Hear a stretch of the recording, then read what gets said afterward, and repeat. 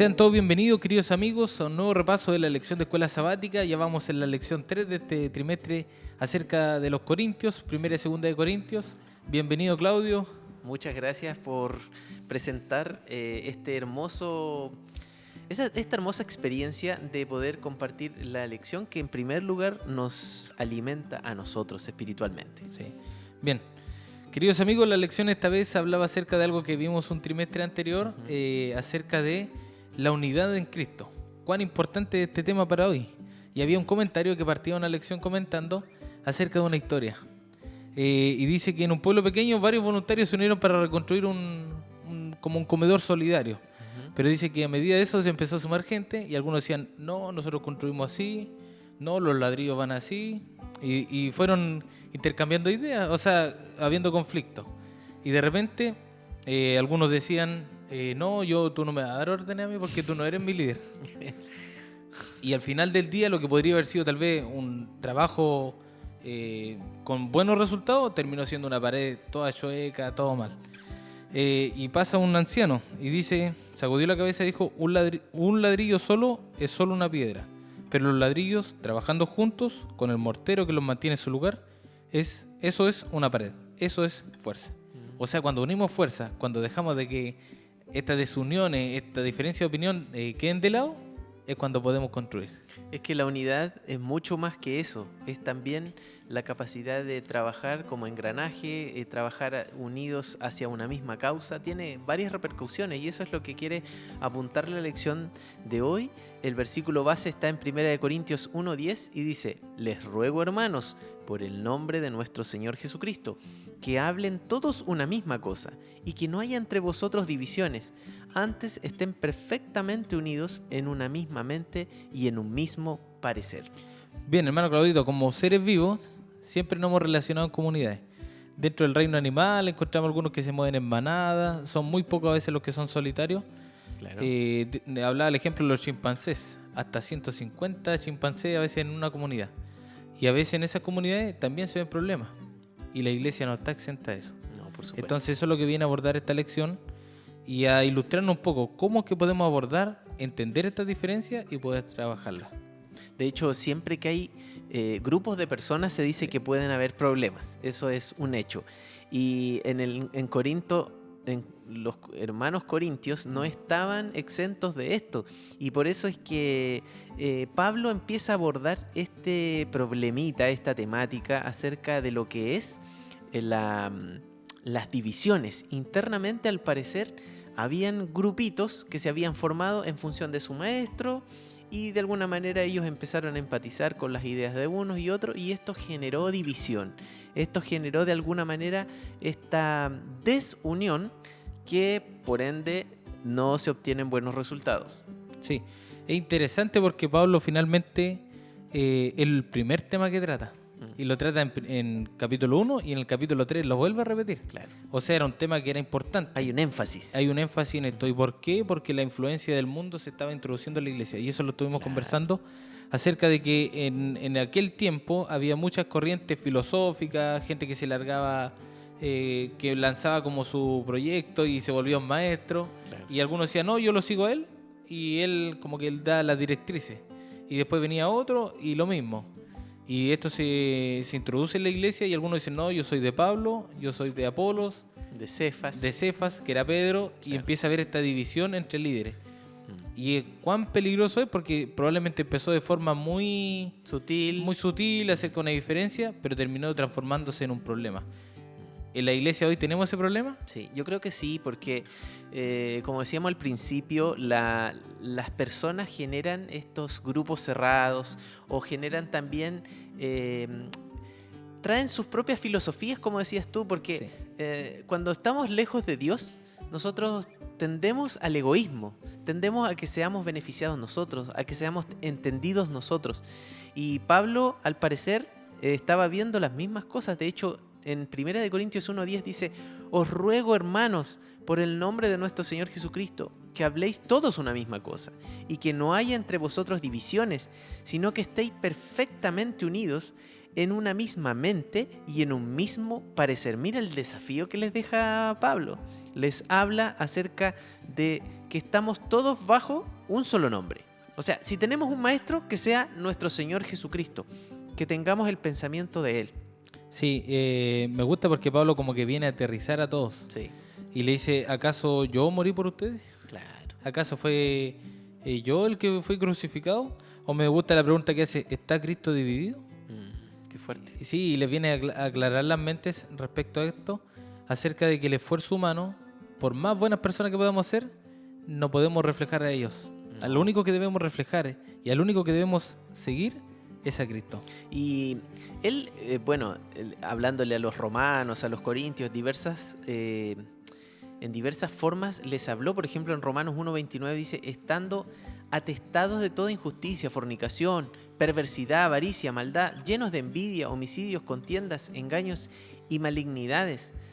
En Romanos 13:13 dice, andemos como de día, honestamente, no en glotonerías ni en borracheras, no en lujurias ni en lascivias, no en contiendas ni envidia. En el fondo Pablo le está diciendo, estas cosas no son de los hijos de Dios.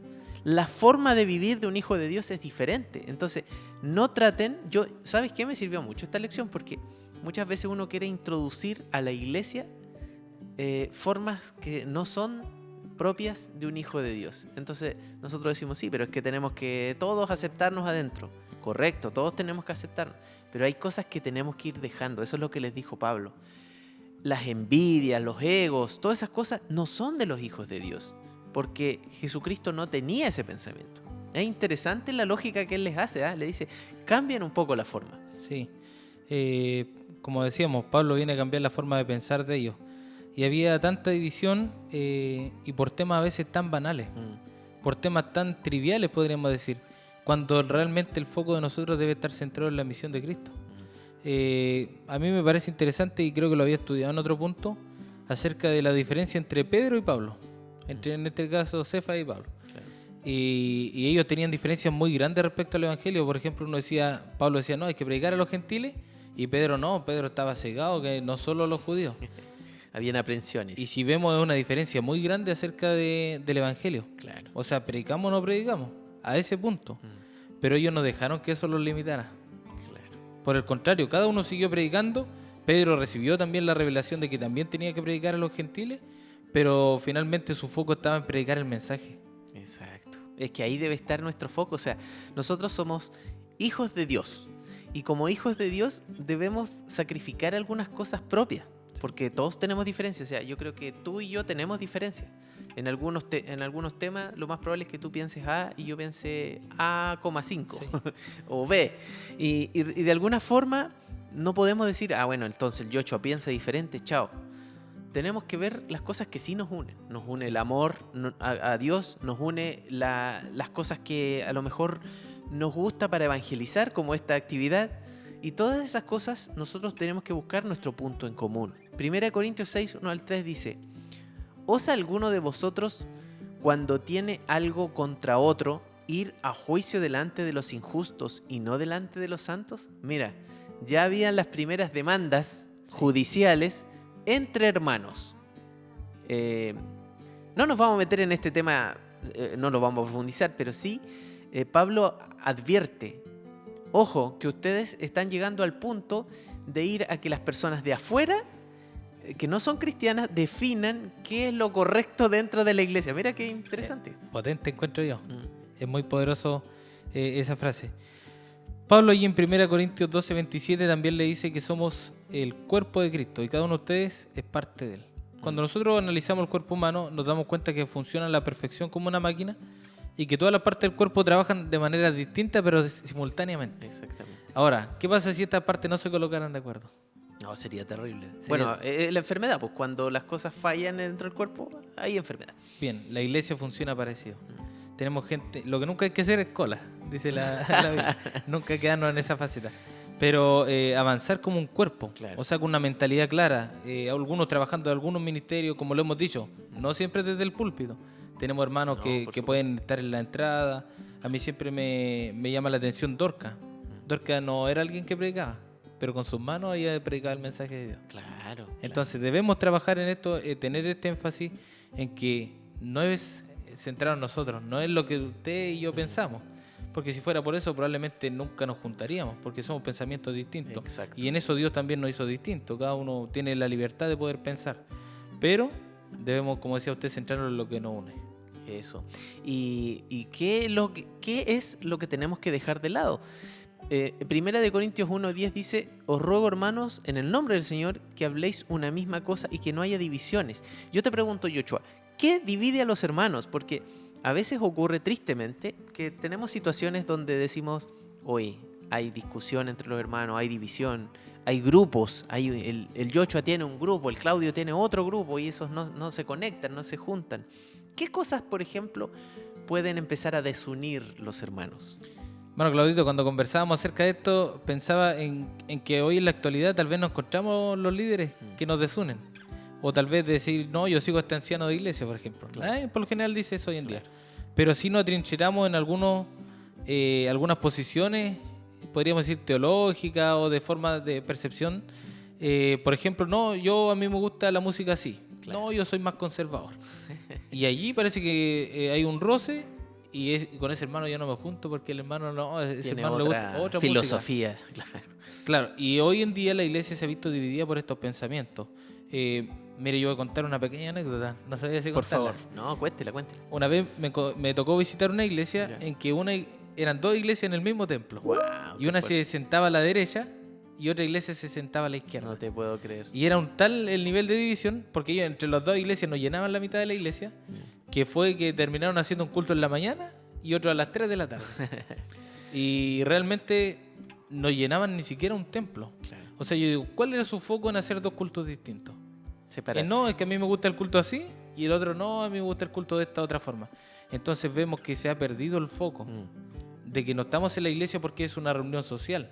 No estamos en una iglesia, en el templo, porque me caen bien los hermanos.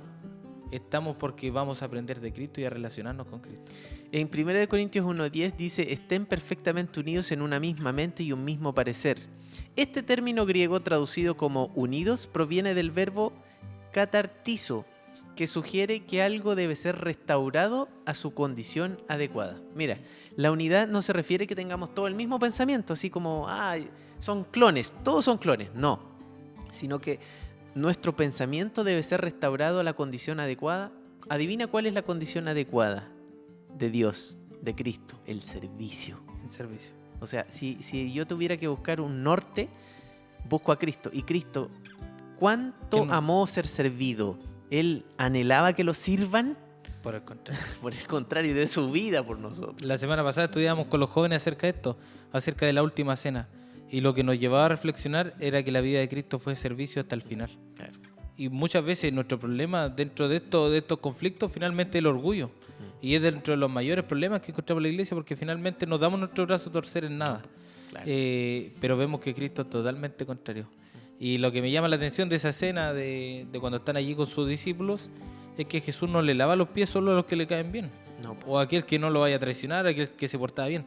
Le lava los pies a Judas, le lava los pies a Pedro, que también lo negó. Lo negó. Entonces vemos en Jesús un ejemplo, una vida de servicio. Sí. Y finalmente, mira, habla en 1 Corintios 3:1 al 4, Pablo, acerca de que ya no seamos carnales o poco espirituales, pero también dice una frase súper buena, encuentro yo, que nos deja clarito: no sean como niños en Cristo.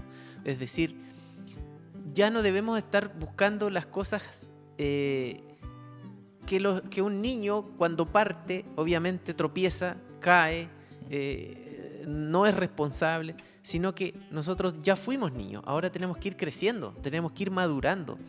Y esa madurez espiritual es súper importante para los cristianos. La madurez espiritual también se refleja en nuestros actos. Hay un dicho popular que dice así, mira: no basta con ser la hija del rey, además hay que parecer princesa. O sea, tú como hijo de Dios eres un príncipe, digamos, de Dios, pero además tienes que parecerlo, porque los demás te están mirando, te están observando. Claro, nos hacemos llamar cristianos, deberíamos actuar como tal. Eso. Y en ese tema es que cuando nosotros miramos la cruz de Cristo, como hemos dicho miramos acerca de la vida de servicio de Jesús, es que nosotros deberíamos actuar de una manera similar. Cuando vemos los discípulos, por ejemplo en el Pentecostés, estaban allí en un mismo pensar, en un mismo sentir también. ¿Y cuál era ese? El predicar el Evangelio. Claro. No era otra cosa. Entonces nuestro esfuerzo, yo insisto en esto, debemos estar abocados en predicar el mensaje a otros. Amén. No podemos esperar o hacer divisiones en la iglesia por cosas a veces tan banales. Quedarnos pegados en algo que no me gustó. Claro. Porque debemos avanzar. Vemos que lo vemos en la lección. Hay que seguir avanzando adelante por fe y en esta vida de servicio. Amén. Y bueno, finalizando, yo te puedo decir que divisiones, o sea, razones para dividirnos siempre habrán. Personas que a lo mejor no nos agradan 100%, siempre va a haber. Sí. Cosas que incluso podríamos decir, injusticias podrían haber incluso. Pero cuando uno, como dices tú, está focalizado en la evangelización, está focalizado en que lo único que no nos va a fallar es Cristo, nuestra mente debe cambiar. No tomar reacciones negativas hacia los hermanos, sino tratar de buscar aquello que nos une. Bien. Hay una pregunta que hoy nos tenemos que hacer. No es a qué iglesia nos sentimos que pertenecemos, sino la pregunta es Cristo realmente el centro de mi identidad? Amén. ¿O lo es una persona, una corriente teológica, una institución o una forma de hacer iglesia? ¿Nos estamos quedando en esas cosas o es Cristo realmente el centro de mi vida? Ese es el mensaje. Amén. Bien, queridos amigos, agradecemos que nos hayan acompañado en esta lección. Compártalo allí con sus amigos. Estamos muy contentos de que está llegando a más personas. Sí. Así que allí comparta, dele me gusta, comente. Que Dios los bendiga.